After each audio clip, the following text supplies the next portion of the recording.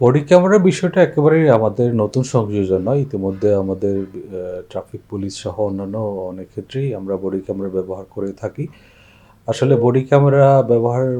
ফলে পুলিশের কাজের স্বচ্ছতা এবং জবাবদিহিতা আরও একটু বাড়ানো যাবে এবং এই ক্ষেত্রে অনেক সময় ঘটনাস্থলের প্রকৃত চিত্র আমরা পেতে সক্ষম হব, যার ফলে অপরাধ নিয়ন্ত্রণে এবং অপরাধীদেরকে আইনের আওতায় নিয়ে আসতে আমাদের কাজ আরও সহজ হবে। অবশ্যই এটা দুই পক্ষই উপকৃত হবে, কেননা পুলিশের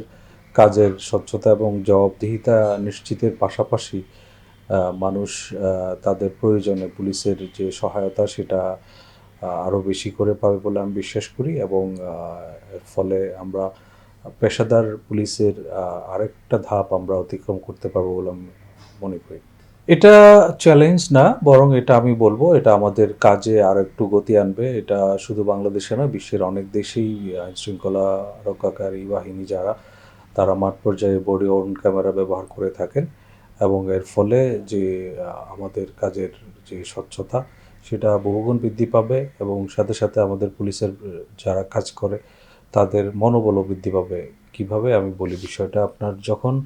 তার কাজের ক্ষেত্রে বডি ওর্ন ক্যামেরা যদি থাকে, তার কাজে যদি কেউ প্রতিবন্ধকতা সৃষ্টি করে সেটাও কিন্তু সাথে সাথে রেকর্ড করা সম্ভব হবে, যার ফলশ্রুতিতে কেউ পুলিশের কাজে বাধা দিতে গেলে সেটাও অন্তত আমরা জানতে পারবো এবং পুলিশের যে বল